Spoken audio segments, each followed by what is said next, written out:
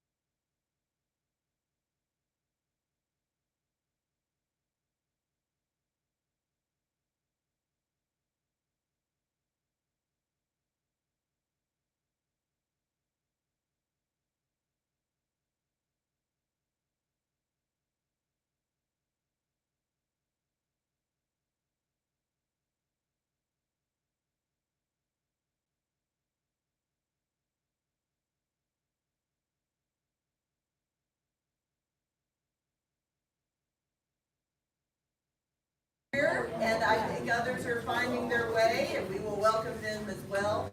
But knowing that our time is always too short, and we have much to accomplish, and you have good food to eat. Today we are honored by the work of Catering by Celebrations, and we have a baked potato bar. I assure you there are no pork products. In fact, it is a vegetarian meal today, so in hopes that that can accommodate everyone's needs. So please join me in a word of blessing, and then we will let you go through the line, get your food, and then we'll continue fairly shortly. Creator of all, you bring us together as your children, and we thank you. We thank you for good food to eat, for new friends and old friends. Amen. Amen. And Rabbi Sam Stahl is standing there by my friend Howie Nestle, and they can start the line. That's so true. I've already talked to him. I'm so sorry. How you doing?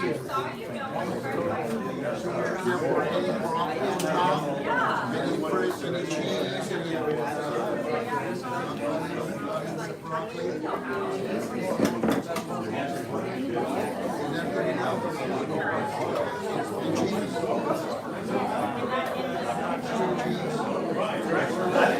And we finally got some to do. cheese, sour cream, chives, and butter. I think it's just because like it's got kind of a bad name, reputation.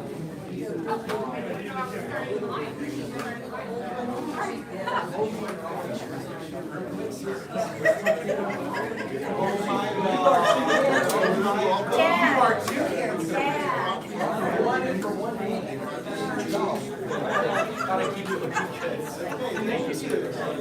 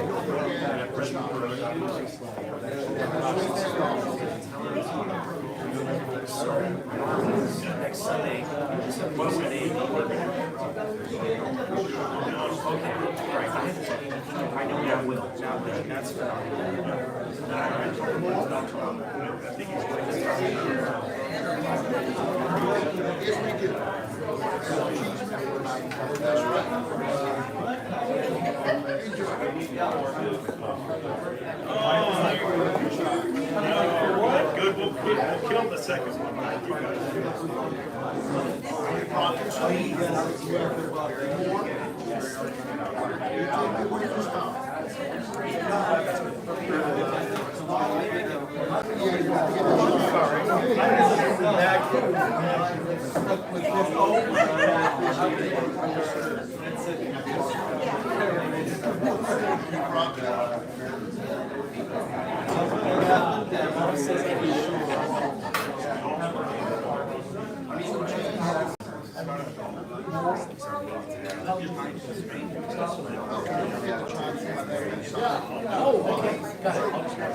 Bottom water or tap water?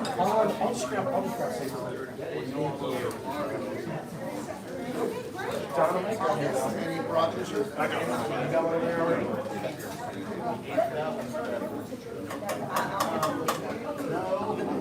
Any cheese? I need to know that on the top of my head, but that's right. I mean, you know, the more we circle around, the better it is for all of us.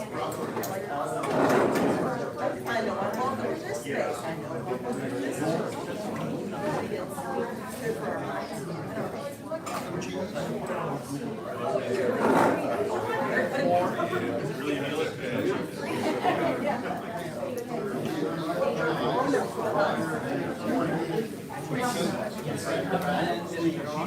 Tap water, bottom water.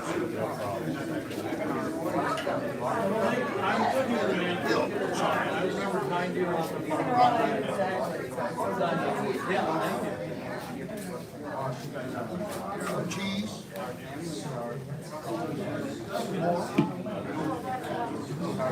Don't forget the chocolate, the sweet tea, and sour cream.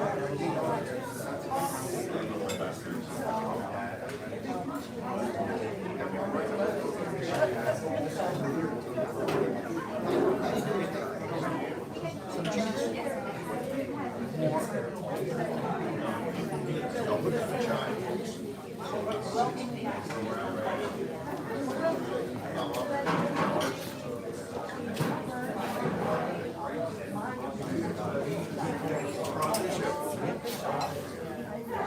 How's your day so far?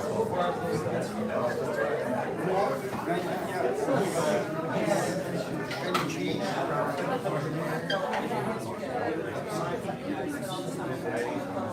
They were at the.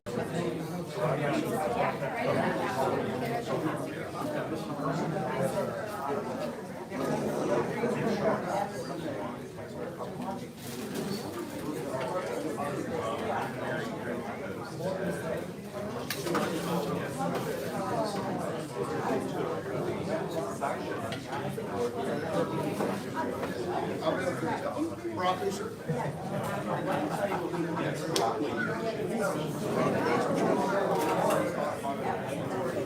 Enjoy, sir.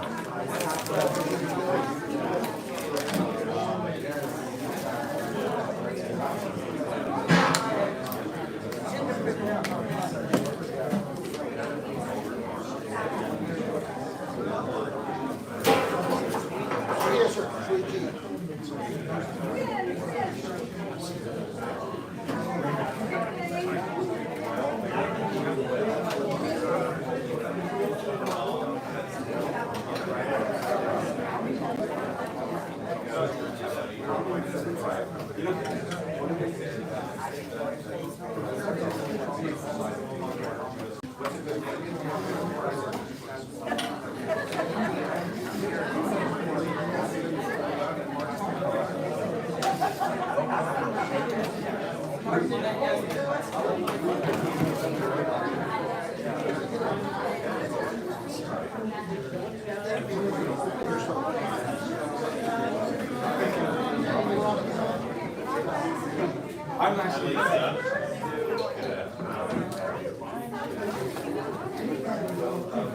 Enjoy.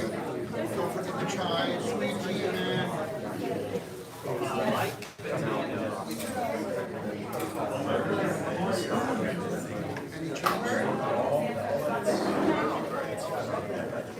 Enjoy. I ain't eating today. Any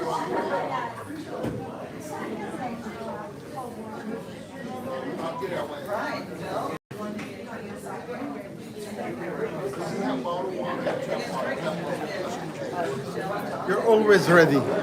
How are you? Good to see you. It's weird because I was looking at everything right. Jesus, that's dangerous. Jeez. I need to be very careful what I say, what I don't say. Right? So what is this? Stand for the it would take quite a Any cheese. I need some information. So I am. Okay. Sweet tea.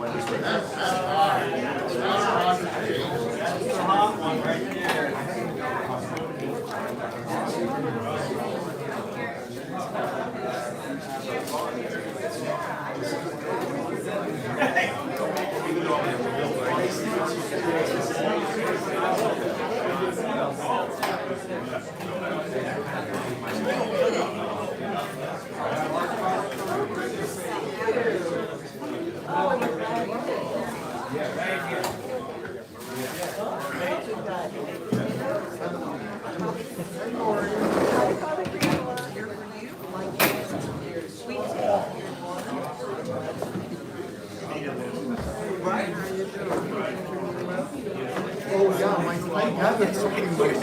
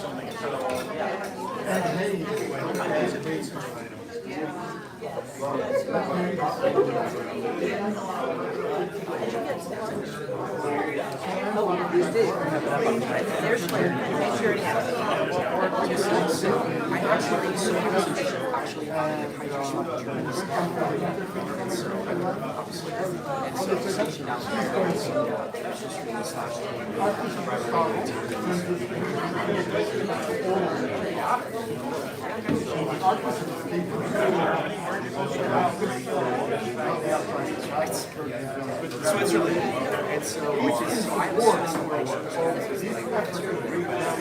Switzerland. I've been there 5 times. We had European steak and mezcal last year. My most favorite place in the world is social science. She goes back into the Yes. Did you talk to her? Oh my goodness. My daughter said,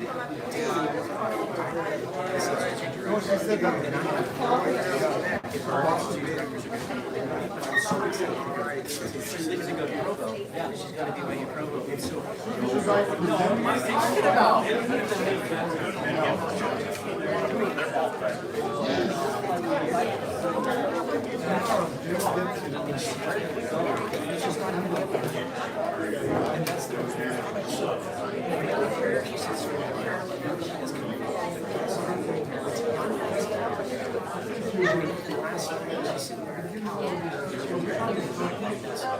said, hey, are you tired? And she opens up her eyes, she says, and like this. And so,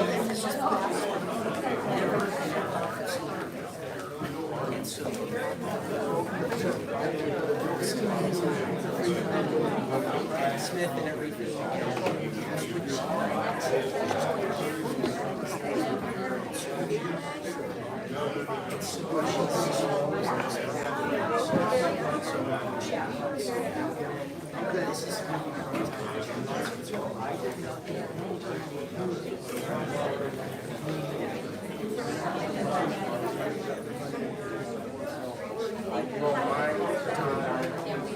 You know, like it's a fine line. Then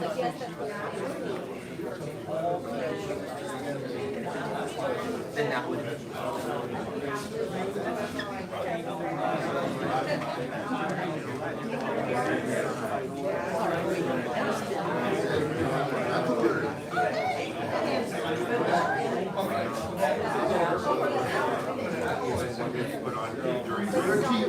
There you go. I like that.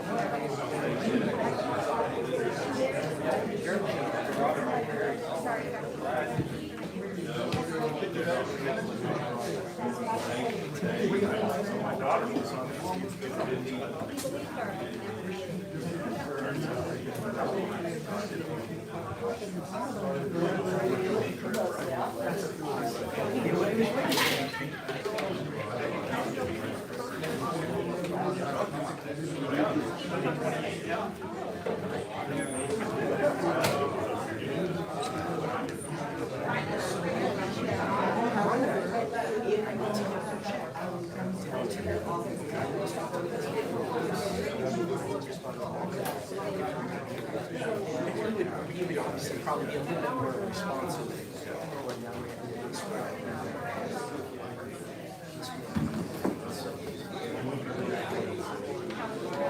Friends, I greatly appreciate the fellowship and the joy of conversation that's happening around the room. However, we have much to share, much to discuss, and with that in mind, I would like to introduce myself. I'm Reverend Wendy Holbrook, and I direct Interfaith San Antonio Alliance. So whether it's been via email or personal touch, we have been in contact in making this particular gathering of Interfaith San Antonio Alliance come together. The Alliance is simply all of us. As I've said with some of you just this day, it is our goal to bring faith leaders together into relationships, sacred relationships, so that we can expand and do more good throughout San Antonio. So I will say personally that we are not many faith communities, we are a community of faith. Our theologies differ, our worship differs, but we are people of faith, and we know and acknowledge and appreciate and affirm that in each other. So thank you for being with us today. I want to call on Father Shaheen, Father Krikor Shaheen. Today, the Archbishop was unable to be with us, but we have an exceptional representative. Okay, dear brothers and sisters, my name is Father Krikor Shaheen.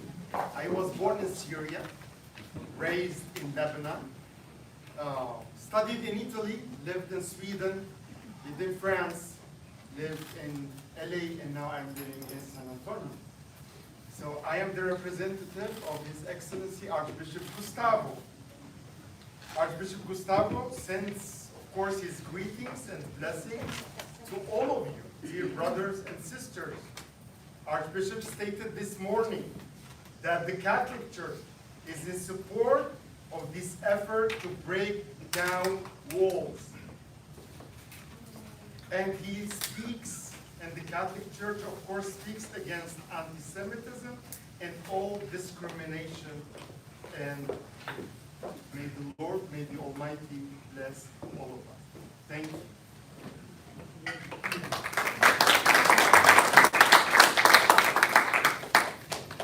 And I'm going to ask that each of you simply stand in your spot and introduce yourselves to the room.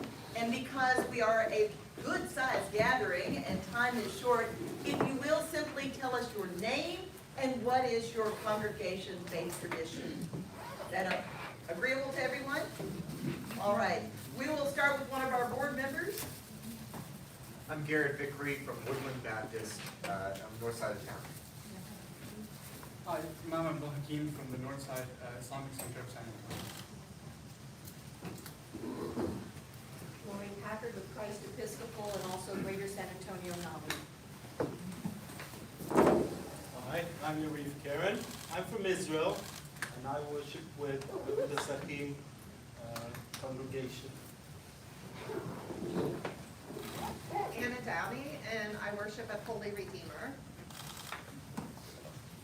Cliff Waller, I worship with all of you everywhere, but I worship at St. Mark's Episcopal Church. It helps.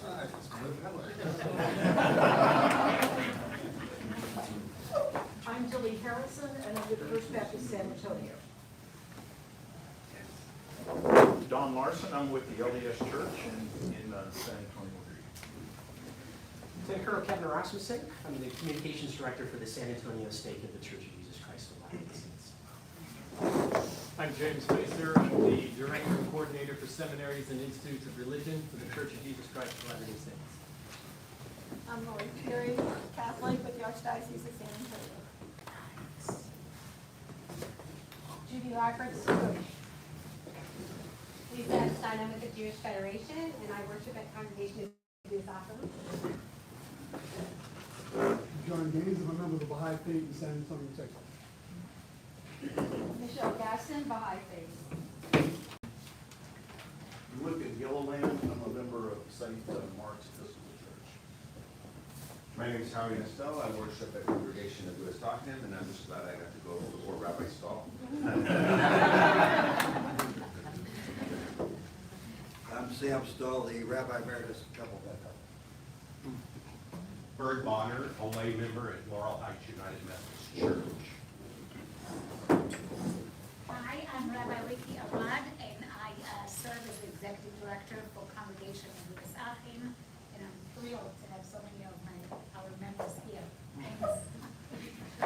My name is Jessica Halfdan. I grew up at Congregation of Louis Achim, and I now work there. Reverend Jan Jones Fan here from Antioch United Baptist Church in the San Antonio Alliance. I'm Bethany Hill Summers. I'm the pastor at Grace Lutheran Church downtown. Bob Jimison, pastor, Second Baptist Church. San Antonio, Texas. Paul Zeiss, pastor of the Evangelical Lutheran Church in America. Peter Manfred, Abiding Presence Lutheran Church. I'm Bill Neely, I'm a member of St. Mark's Catholic, and I'm here with the San Antonio Community Church. I am Reverend Kirsten Hancock. I'm an associate minister at Antioch Missionary Baptist Church and a full-time hospice chaplain with the Medicis Hospice, and a board member at Fletcher Seminary. I'm Lisa Goldstein. I'm the rabbi at Congregation Shalom. Sue Hall, I'm a member of Laurel Heights United Methodist Church. Thank you one and all. And several of our board members are here today, and we're so grateful for them. Likewise, most of you, if you don't know this, you need to know, we are working toward a festival of faiths in January 2024. It will be part of Dream Week. I'm having lunch with Show next week to help make that connection even stronger. He's very excited about it, by the way, as is the Archbishop. It's going to be an opportunity for us all to show the community again our unity in faith. I think it will be an extraordinary experience. It's been happening for 28 years in Louisville, Kentucky. So we need to catch up. This is our opportunity. Congregations, we need your help. Please let me know if you'd like to be involved, if you'd like to bring volunteers, whatever you need to put out there about the importance of faith in your lives. This is a great opportunity. Again, to see us as a faith community, not a bunch of separate entities, while at the same time celebrating all that goes with our separate congregations. So it's an interesting combination, right? It is unity through diversity. Now, I also want to give our thanks and regards to the folks with celebrations. Thank you for a lovely event. And they have made their cards available, so if you'd like to take one and know how to reach them, they do a beautiful job, super cooperative, nice folks. Now, today, we have come together for this presentation that Paul Zeiss has been telling me for some time he eagerly wants to share with you, breaking down walls. And then we will take it the next step. Paul is going to make the presentation, and then we have Imam Hakim Reverend Dr. Jemerson, and Rabbi Ricky, Rabbi Arad, are going to be on our panel led by Father Shaheen to continue to flesh out and discuss how do we take this information into our communities and make a difference. All right, many blessings. Reverend Dr. Paul Reese.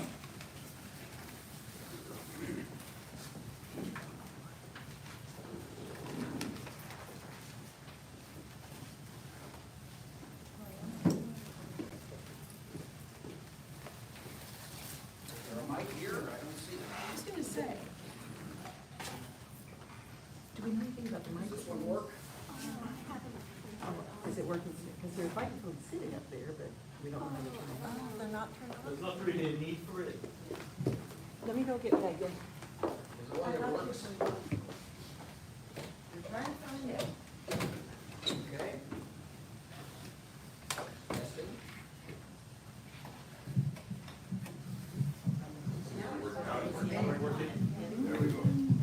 All right, I'll use this. Can you all hear me? Yes. Well, thank you very much.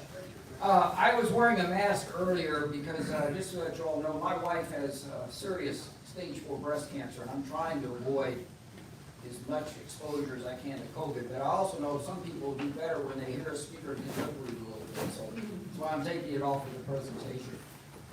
When do I need to be quiet? How much? We've got a clock here. You have 18 minutes. 18 minutes. So I have until 1 o'clock, right? All right, I will do that. Thank you, Wendy, for the opportunity to do this. Many of you should have picked up an outline. I will not cover all this stuff. No, I will not. But let me just say, I am willing to go to any other setting with any of you, with your own particular faith communities at another time, and talk about things that may be of particular interest to your specific setting. I'm just going to kind of hit some of the high points that I think might be of interest to people of all faiths. So by all means, I do not have a parish. I don't have to deal with weddings and funerals and all that other kind of stuff anymore. I'm able to come out to meet with other groups. So if I can do that with any of you, please let me know. I'll put my contact information on here. A lot of this work came out of a gathering in 2019. I was honored to be asked to be a part of the delegation from my church to go to Germany to celebrate the 30th anniversary of the end of the Cold War, the tearing down of the Berlin Wall. And we had people there from both sides of the wall that was being built between us and Mexico. Of course, we had people who knew about the Berlin Wall, and we had also people from the Middle East dealing with the wall between Israel and Palestine. And so we talked about breaking down barriers, breaking down walls. And the people in Germany were very concerned about what they saw happening in the United States and the lack of response from the religious communities in the United States to the loss of freedoms that were slowly happening. Now, that was 4 years ago. That was back at the time before the first Trump impeachment even, and we all know how much has happened in the last 4 years. And they took us aside and said, we really love America. You all helped us with the Berlin airlift. Some of you may remember that back in the 50s as we tried to help the people over there, and they were concerned what was happening here and that there was very little faith community response. They reminded us in 1931, 8 years before the Second World War, Albert Einstein wrote a famous letter to the editor of Time magazine and said the only way Germany was going to stay out of trouble was if the people of faith got united and worked together. And we know there was too little, too late in Germany. And so that's part of their motivation. They said, we want to share with you what can be done. And they showed us how we might set up underground churches or whatever might be necessary if things really got serious in the United States, because they were concerned with what they saw happening. They said, do the people in America really think Putin is that great of a guy?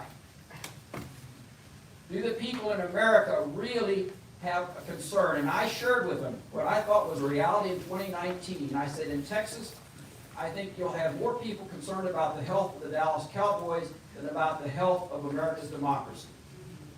That is, unfortunately, I think, a reality that we're dealing with. That was also year Dak Prescott got injured. So there was some concerns about the Cowboys. So anyway, they went in with us, and we met at a church that was on the Berlin Wall. The wall was literally, of the building, was the wall between East and West Germany. The church was on the East Germany side, and across the street in West Berlin was the fellowship hall. So this congregation literally had its facilities cut in half by the Berlin Wall for all those years. And so that was an interesting setting to talk about what is it like to live under dictators, and what might we do differently. For those of you who are Facebook friends of mine, you have noticed for the last 4 years I send you the same birthday greeting. Remember the poor. Insist on the truth. Work for fair elections.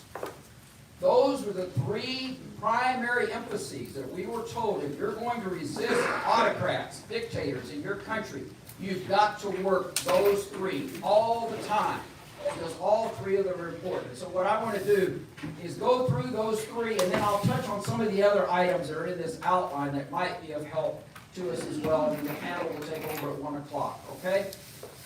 The first one, remember the poor. Some of us have different ways of saying that. We may say the golden rule. We may say love your neighbor as yourself. We may say give alms to the poor.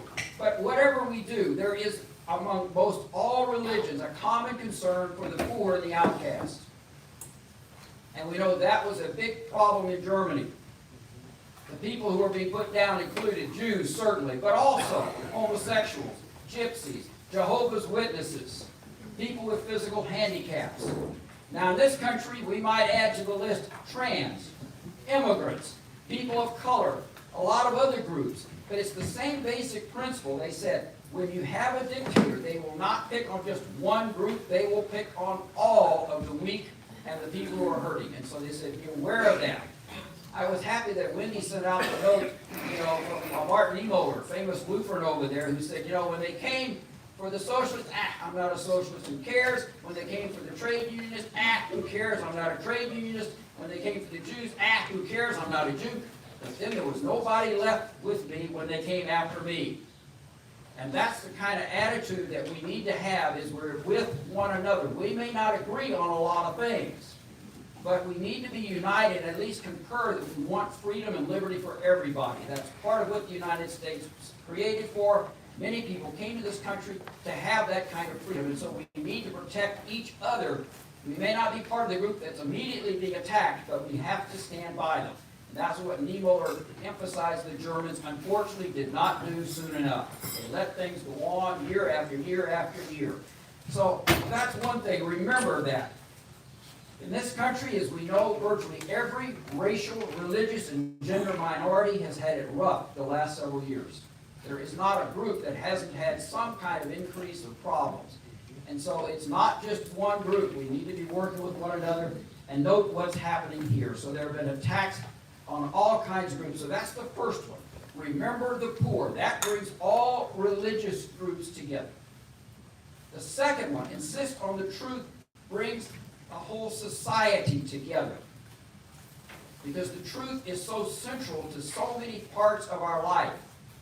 If you go up to the University of Texas Tower in Austin, you've got inscribed on the words of Jesus from the Gospel of John, the truth shall make you free. If you go to the CIA headquarters in Langley, Virginia, you will see the truth shall make you free. If you go to a court and you're sworn in, you swear to tell the whole truth and nothing but the truth, so help you God. Every institution in this country is based on truth.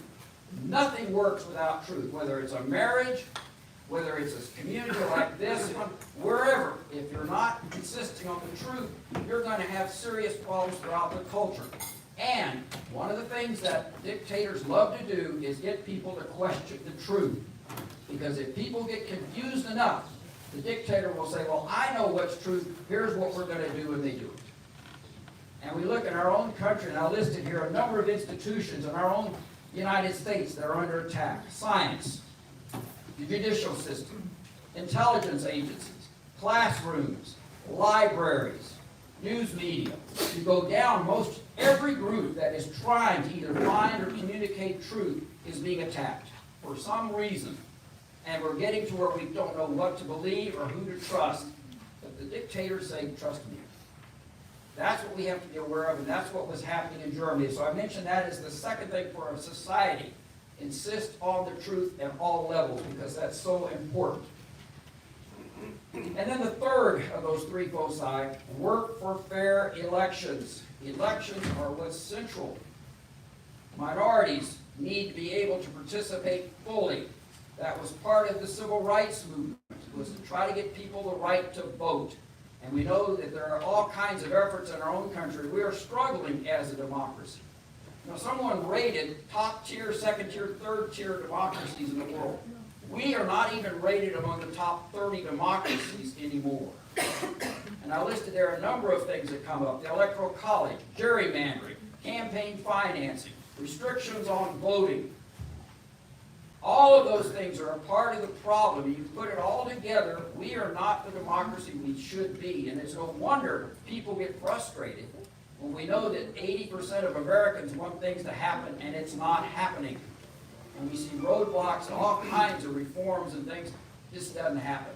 And again, that's part of what we need to do is work on our democracy. And that again is one of the things that's so critical to us. Some other things that I think in general, I will just mention to you that they brought up to us that we need to be aware of. They said, beware. If you're working for democracy, you will have as much, if not more, trouble from religious leaders as from political leaders.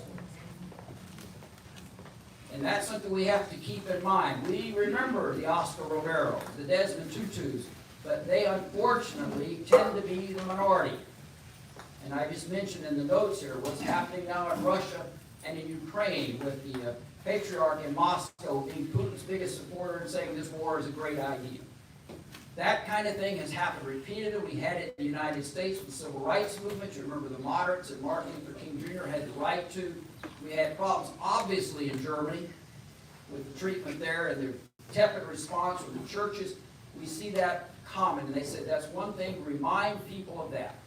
Another thing they said, you need to have all generations of people working on preserving democracy. Now, they mentioned the three generations that are big for the cruise lines. You know, people who go on cruises are said to either be newlywed, overfed, or almost dead.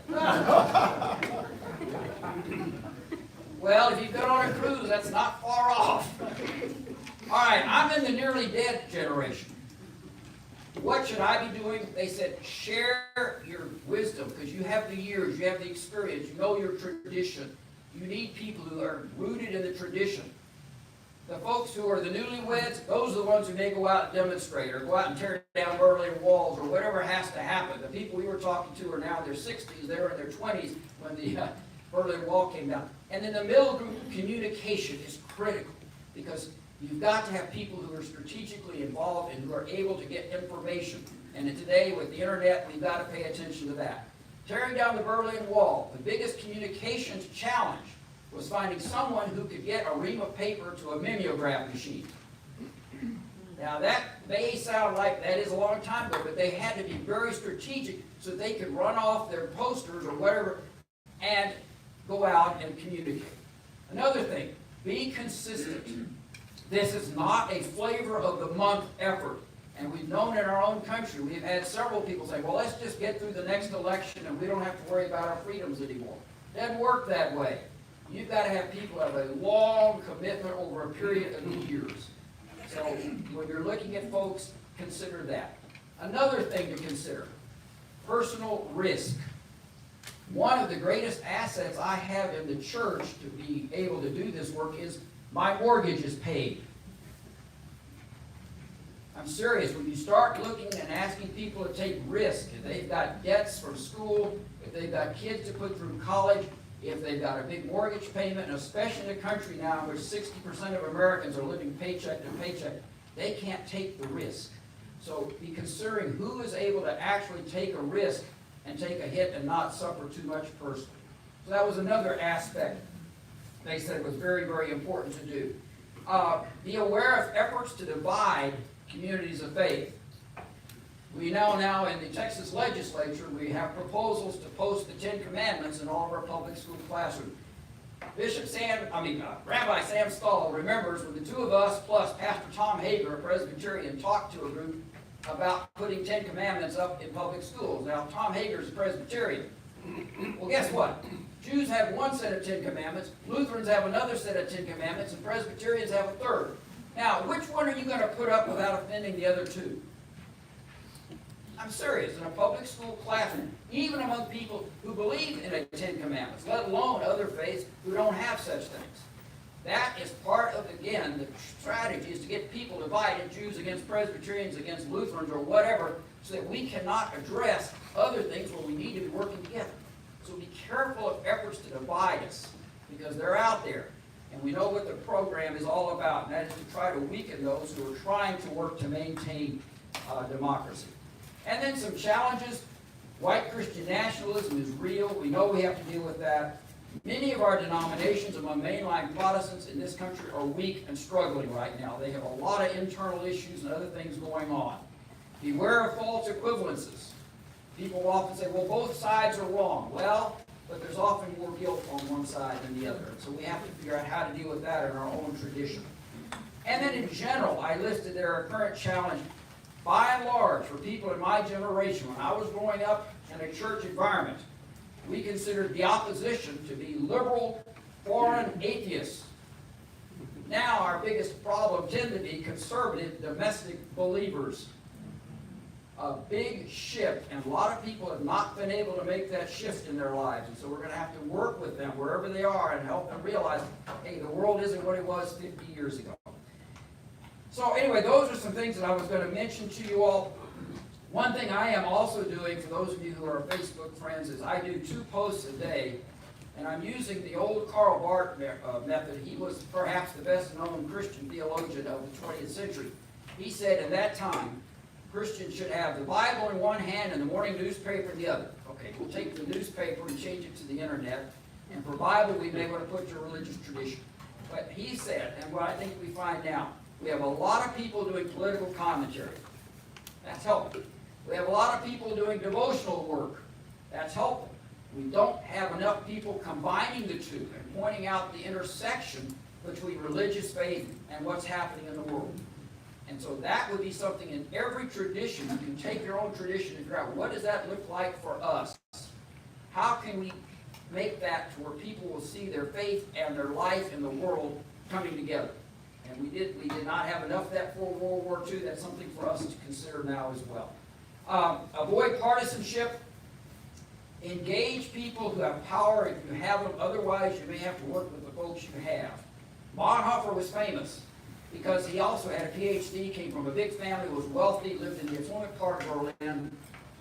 Other folks, though, were not so powerful and did not have the power. For those of us in the Christian tradition, we often like to talk about how great Paul was. Well, Paul was about the only person in the New Testament who was a Roman citizen. He could go places no one else could go. And so we have to look at that and realize there are a variety of people with a variety of gifts, and we cannot only look to the powerful, we have to look for other examples as well. So anyway, those are some things, some resources we might want to look at. The Barmen Declaration from 1934 would be helpful with how the churches in Germany dealt with things. This spring is the 60th anniversary of Martin Luther King's letter from the Birmingham jail.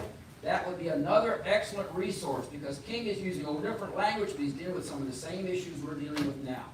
And so I would encourage you to do that. And for people within the Christian tradition, the writings of John, the Gospel, the 3 epistles, and Revelation would be useful, because there are a number of themes in there that we don't cover enough during our regular lectionary preaching schedules that we should be looking at. So I mentioned that as well. Okay, I'll give you 1 minute. So thank you all very much. And again, if I can help with any other group, or you'd like to talk about other topics, I'm certainly willing to come out and talk with your group. But thank you all for being so attentive.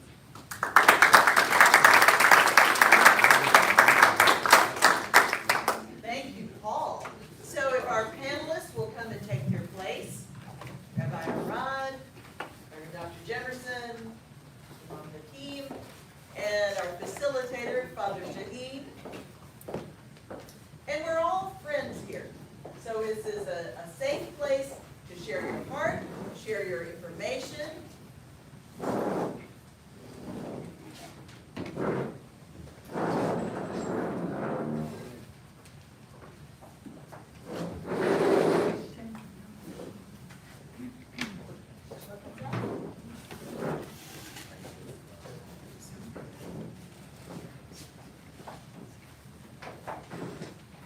And so we've asked Father Shaheen to facilitate the discussion.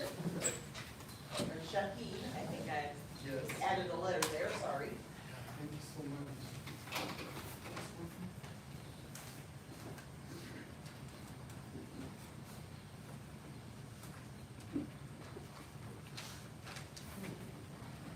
Rabbi Aaron, can you test that one again, voice? We have that one. 1, 2, 3, דסי. אחד, שתיים, שלוש. I believe so. So, there we go. Now we have liftoff. All right, so thank you very much for being here. I want to share with you a quote from Vatican II before we start our panel discussion. Vatican II says in a declaration on the relation of the church to non-Christian religions, in our time when day by day mankind is being drawn closer together and the ties between different peoples are becoming stronger, the church examines more closely her relationship to non-Christian religions in her task of promoting unity and love among men, indeed among nations. She considers above all in this declaration what men have in common and what draws them to fellowship. I think this quote helps us understand better why we need each other, right? Why we need to be faithful to each other in our humanity, first of all, and then we can talk about, our differences to find a common ground always to be brothers and sisters. So let us start our this panel discussion. Who wants to start here? You call. Okay, you go first. I should have learned in the other never speak up. And thank you for the opportunity to share with you today. It's good to see old friends. It's good to see those with whom I've worked with over the years. Rabbi Saul, one of my favorite people. Thank you, Rabbi, for the friendship and for the fellowship. Please say hello to the wife. Dietrich Bonhoeffer is one of my favorite theologians. His book, Life Together, that he wrote about his experiences with his church before being martyred by the Nazis. In his book, he reminds us that if we are to be people of God, if we are to be the body of God, the body of Christ, that there are certain things that we must learn to do. We as people of faith find ourselves separated because of our understanding of Scripture, not our understanding of God and His love for all people, but our understanding of Scripture. Bonhoeffer says that there has to be a life together. There must be a ministry of prayer, a ministry of sharing. Now, I must admit that we can't pray Christian nationalism away, but we certainly can pray that those persons who have a heart of destruction, that they will find the love of all persons. As a student in high school and college, I was forced to read a book. And that book was The Adventures, and I just, when I think about it, I get a little angry with myself for not speaking up when I was in college to the white professor who forced us to read the book, The Adventures of Tom Sawyer. How many of you read that book? Most of us have read the book. Do we realize that in public schools in Texas, where I went to high school, in elementary school and college. We were forced to read. And do you not know how many times the N-word is in that book? If we are to be people of faith, we need to speak to the evils that come into the minds of our young people. We say that we can't do anything about the education system, so what we'll do, the public education system, so what we'll do is we'll start our own. I'm not against charter schools. Second Baptist tried to start one. We were voted down as awesome. But maybe in our church schools, we can address some of the issues that our young people are being taught and then tested on. Y'all missed that. Tested on. That means that it has to be within them so they can put it on paper and get a good grade.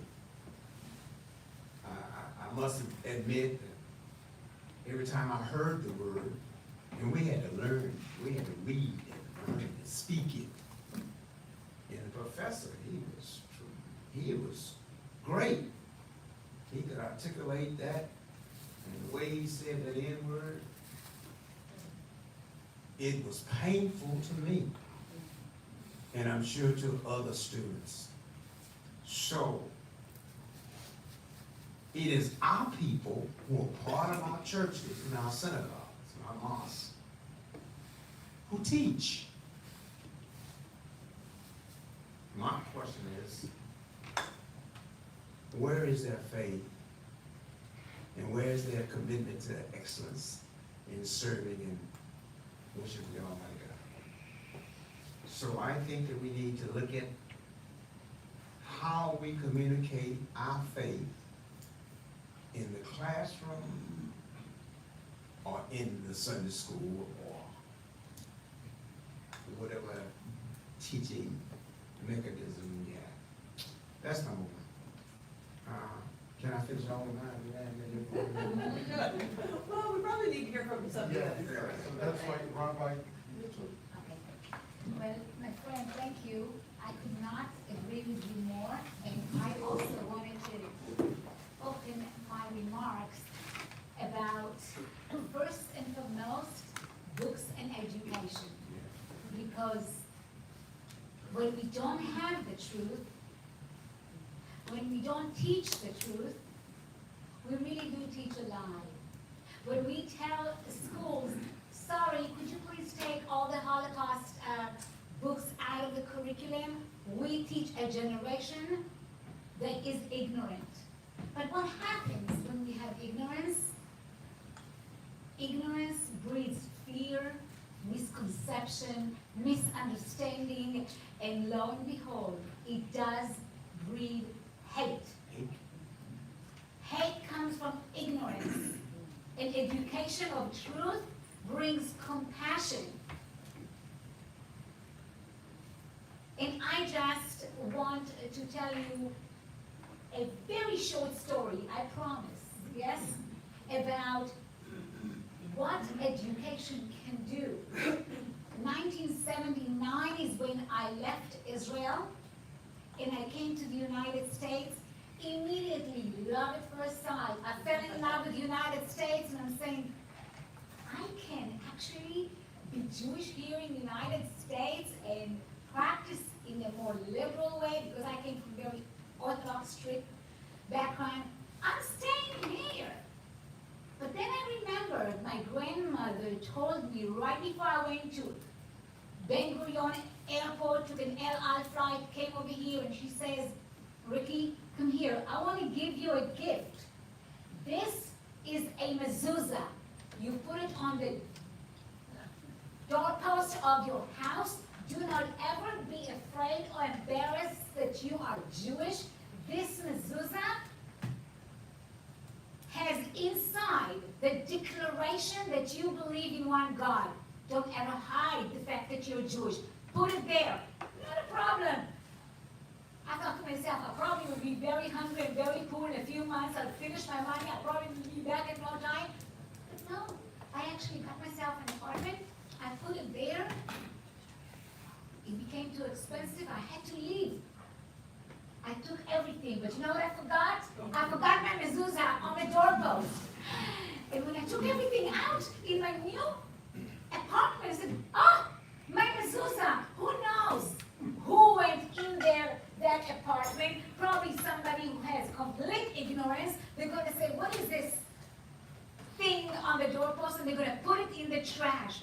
So here I am running to my old back apartment, rushing up the stairs, going to the third floor, no elevator, and I'm looking at the doorpost and I see two holes of the two nails that this mezuzah was holding on to, right? I knocked on the door and I'm like, okay, God, I hope they did not put it in the trash. And this tall guy opened the door and I said to him, my name is Ricky, I used to live here, there was something long, it was with bronze, and inside there was a little thingy, like a parchment inside, and he said, you're talking about mezuzah, right? I said, yes, how did you know? He said, I'm a good Catholic boy, but let me tell you, my teacher in my Sunday school, she thought it was important for us to learn something about each and every other religion. At that moment, I said, God bless this teacher who taught her children, who taught compassion and understanding and knowledge instead of somebody. And he said, my roommate says, what is this voodoo? Put it in the trash. I said, no. This is something that is holy and sacred. Somebody might come back for it. So this is a good, wonderful story to show that when we educate our children, let's not just educate them about what we think, what we believe, what's our Torah, what's our religion. Spread. Teach them about other religions as well. And this education goes a long way. Thank you very much, Imam. Absolutely, we share. I thought you were going to say, when you get off the way, we're going to look at this beautiful, great, tall, dark, handsome. No. It's not that kind of a story. That's another story. I think that all of the points that have been mentioned have been extremely important, extremely crucial to bring to the discussion. But one of the things that I wanted to focus on are the current challenges that we face in this world today. You know, the conversations in the past used to revolve around the internal differences that faith communities have. And now the discussion is about faith versus non-faith. Right? So we have to look at the contemporary challenges of our world today. We have to be able to make that shift. Because increasingly, we're seeing in our communities the increase of technological means of communicating across the world and bringing the whole world together as a global village. But guess what? People are further and further away from each other. There's this apathy that's been created where nobody cares about any other person besides their own selves. And the trend is very self-centric. And so when we talk about, recognizing the, goodness and the traditions of other people other than that which we are used to, forget about faith, forget about anything else. We're talking about even basic things, basic communication, basic, courtesies that we extend to one another, basic decency. This is something that is on the decline. This is something that is extremely concerning. It's extremely concerning because you can be a person of faith and you can be a person of non-faith as well. But common decency is something that binds us together as human beings. And I feel like this is a place that we really need to focus upon. Because all of this hatred and all of this other stuff is all on the bottom. If we're not addressing foundational issues such as common decency, right, then we lose out on the bigger picture. I mean, if we take a look, and I'm not, please forgive me, I love the parallels that Reverend made of the three types of people on the cruise ship. right? If you look at the amount of people or the demographic of the people in this room today, the age groups, right? Where are the young people? My question to you is, where are the younger people? Where are the youth? Right? And this is a question that we need to ask ourselves, that we can sit here in a room filled with people sitting and discussing on these very, very important issues. But if this baton is not passed down to the next generation in an effective way, then what are we doing? What are we doing? So that's very important, the education, educating our young people, right? To be more compassionate, like the rabbi said, and the imam said, and everybody has said. But most important to remember that mercy, rachamim, in the Old Testament, in Arabic, rahma, ar-Rahman, ar-Rahim. So we all believe in God, the merciful, rachamim. In the Old Testament, that means the Lord loves us so much that he compares his love to a mom having a child, right, in her womb. That's the relationship between God and humankind, his creation. We all were created in the image and likeness of God. How we educate our people to understand and believe in that, and this is, I think, the most important point to focus on, to educate the new generation into loving each other, understanding each other, journeying together, and being always there for each other, faithful. In the world, there are a lot of problems in the United States, everywhere. But thanks be to God, here in the United States, we still have liberty of faith where we can express our faith. So education. Anybody who wants to repeat the question, please? My question for all of you, how do you see, beginning with the people in this room, how can we best support each other outside of this space and into our community?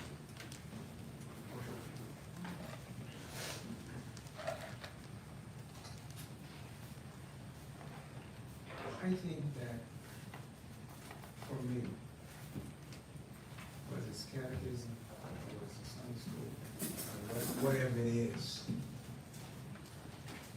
it begins with us sharing our story, no matter how painful that story is. I've had a lot of pain in my life growing up, being in the Air Force. If we share our story, then maybe there's someone that can identify with the story in our preaching, in our teaching, in our living. We could sit here all day and talk about how good things are, how bad things are. But what do we do to make it different, or do we become the difference?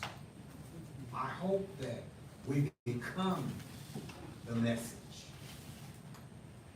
that the Torah, or whatever we use, we find ourselves in our space in that, and we share that. That's what I believe. We become the Torah. We become the gospel. We become what we teach. Thank you. I'd like to say that sometimes fear immobilizes us from doing some wonderful things. I would very much like the youth of our congregation to be sitting in a big social hall together with your youth and yours and yours, and see the world through what connects us. We are all people of faith. Let's put aside for a second the melodies that we sing, our songs, and how we change what we read. Let's bring together what unites us, the value that we care about.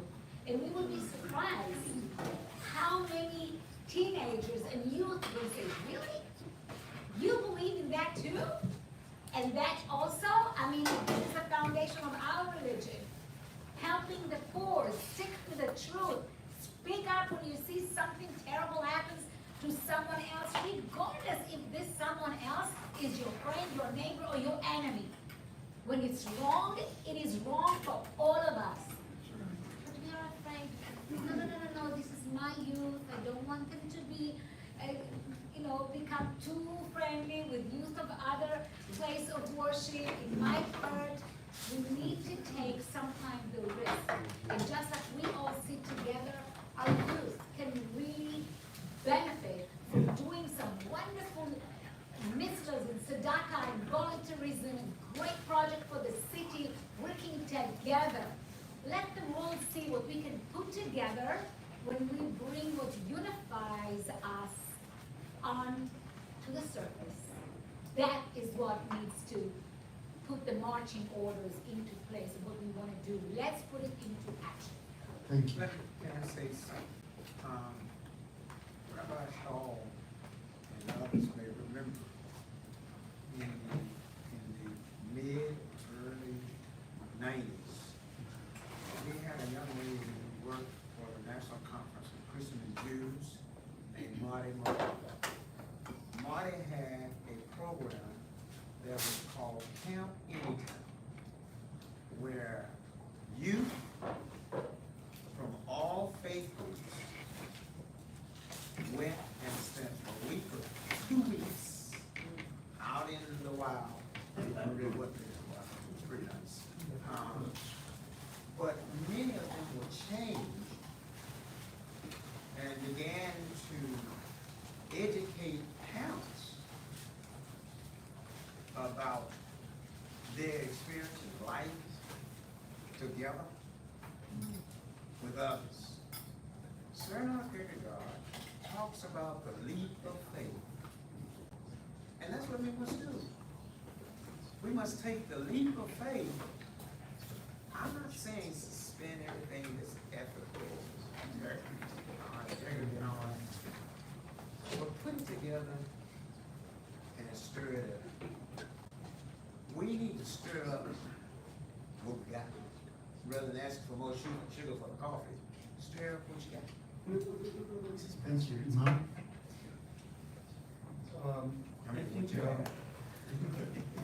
I think whatever has been mentioned is amazing. It's very relevant. It's very practical.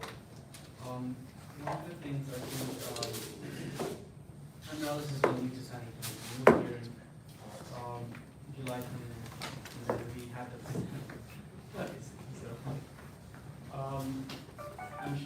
from my understanding, this city itself has a very rich tradition of faith, and this is what I can see from my very minimal interactions with other faith communities that I've had so far. I think that implementing some practical, programs in place where youth of all faiths, as been mentioned and proposed, can focus upon, bringing up our city first and foremost, right? Implementing some sort of programs like that where we basically work together in a coalition. We not only get to know one another in terms of our faith. Like when I was in New Orleans, I was part of the East Jefferson Clergy Association. And one of the beautiful things that the Clergy Association had introduced was the Faith of Our Neighbors program. It was a year-long program that was basically held in every single, house of worship within the Clergy Association. And so every community would go out and they would basically learn about the faith of their neighbors, right? And it would give them, it would give all of the communities a chance to interact and to get to know more about their neighbors. And that would serve as an opportunity to bring everyone closer together, right? So perhaps that's something that can be implemented here in the city, right, San Antonio.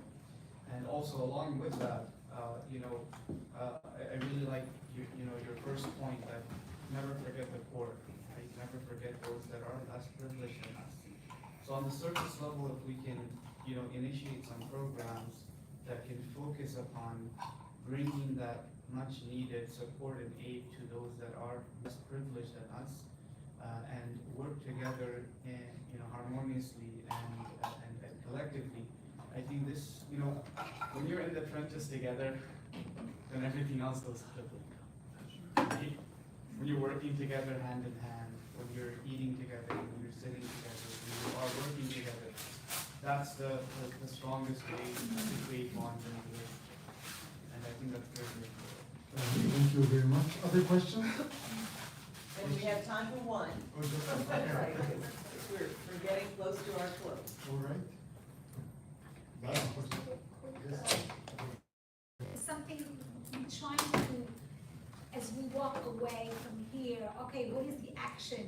What's the homework? What are we looking forward to do right away?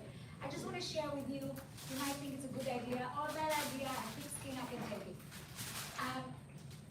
I found that talking about poor people, poverty hurts the most when the single mother doesn't have a job and all of a sudden she has a brand new baby, because between the age of 0 to the age of 4, the changes in sizes for the children of the babies, it's like the mother can't catch up and she doesn't have the money. And I was just talking to the staff at my synagogue. He said, what if we would have a rummage sale, right, for these ages 0 to 4, and all congregation can all do it together and let those, you know, and pretty much sell it for pennies, but make sure that women can come and pick up clothes for their new babies. This is something eminent because they can't afford it and they're too embarrassed. But if it's a sale, we need to make sure that we do nothing but, you know, make it almost for free. But this is something that people might say, wow, to see every mother walks away with a bag of clothes for their children, it's something that will make everyone happy. Thank you. regardless of Thank the- you, Rabak. We have a question. So it's not a question, but we've been talking, and I think a lot of this boils down also to relationships. Like you can't really hate up close. I can hate you from a distance when I don't know you.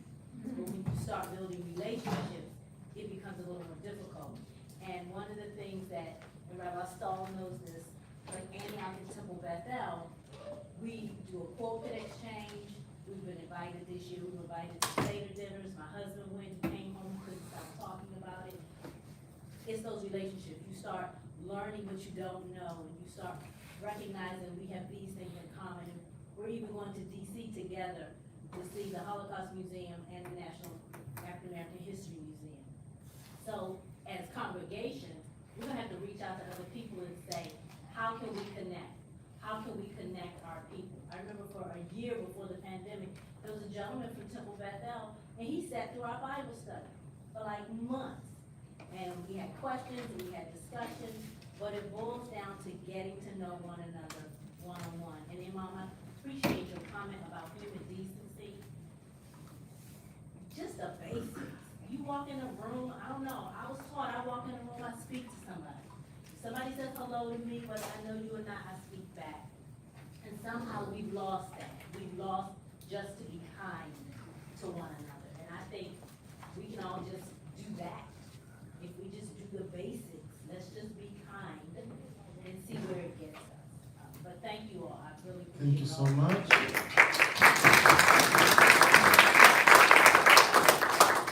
What about my notes? We'll be glad to send them to everyone. We are so grateful for each of you, for Paul, for sharing. Obviously, time is always a bit of our enemy. But I want to gather some thoughts together here in conclusion. There is a hunger for connection. It happens in this space, but we need to multiply. Mignon has mentioned congregations becoming sister congregations, for lack of a better word. I can help you connect with each other. If that's something you think your congregation would like to do, let me know. I'll find out who else is interested. I'll play matchmaker. Rabbi,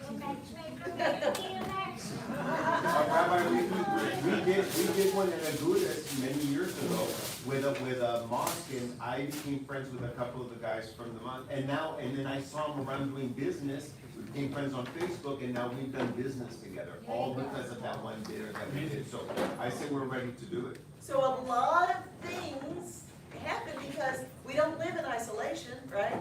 All of us live in the whole community. So good point, Kelly. So if you are part of a congregation that would be interested, let me know. I will help find another congregation. There's a real hunger for, let's provide space for youth to know each other. I know at my church, which is also Merv and Sue's church, Laurel Heights United Methodist, we are working with the Hindu temple. And their young people are going to come and work with our young people one day and play games and have lunch and get to know each other as well as talk about our faith. The other thing, Wendy, that I think of is lots of our denominations own camps. And wouldn't that be a neat dream to have an interfaith camp someday for youth? Oh, I know, we have 2 camps, and I'm sure the Episcopalians out in the United Methodists probably have them. I mean, we could all do something fun, so, yeah, it's really cool. Yeah. So it is out of these relationships that new ideas, new possibilities grow. So I am your conduit, if I may, facilitator. So and certainly contact each other, but if you need help, you need to know, well, how do I get in touch with so-and-so? Let me know, I can make those connections and those introductions as needed. There's so much good in the world. It is simply a matter of unleashing who we are and the goodness of our faith. So I will give you one more word. The city of San Antonio, I learned this just recently, we are giving a gift to the world called Compassion USA. It will launch in June 13th. And there will be a whole curriculum that you can use within your communities to share the teachings of compassion.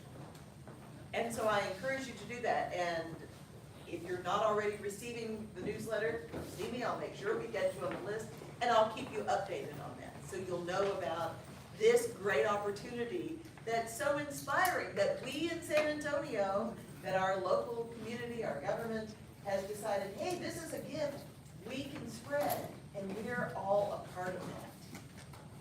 One thing I need to say is that how do you continue? For instance, when I came to Second Baptist, Temple Bethel and Second Baptist, okay? Rabbi Stahl continued, I continued. But then there was a break when new leadership came. They went to another direction, went to another Baptist church. They divorced us. So we had a lot of pain in my life. But continuity, how do you keep it going? National Conference Christian Jews changed their name. United Community San Antonio is no longer in existence. What do you do about continuity? What can we do about continuity? Yeah, what can we do about continuity? Because you know, if my predecessor had a relationship with Temple Bethel, I continue that relationship. But they got a new rabbi. Dr. Jefferson, you come play with us. I ain't gonna play with that. You come on back. No, y'all have a bowl in there. I ain't gonna play with that. I ain't gonna play with us. But I think the answer is that relational piece. That's it. You know, we all know Ann Hillman. She told me once that she was on staff at a church, and it was across the street from 2 or 3 other houses of worship. And then as soon as she started at her new position, she's like, okay, so tell me who's at these others, and, you know, when do we all get together, when will we have lunch? And they're like, we don't know who's over there. And she was like, well, that's crazy. So she got out of her building, and she went across the street, and she said, hello, my name is Ann. I'm new across the street. I'd like to know about you. Relationship is a lot of work. Yeah, it is. Isn't it? It is. But that's the only answer I personally know work on it. So blessings and thanks to you all. I know you are busy, busy people. Thank you for giving your time. Thank you for that. Thank you. And we are blessed by your. I gotta roll. I gotta go.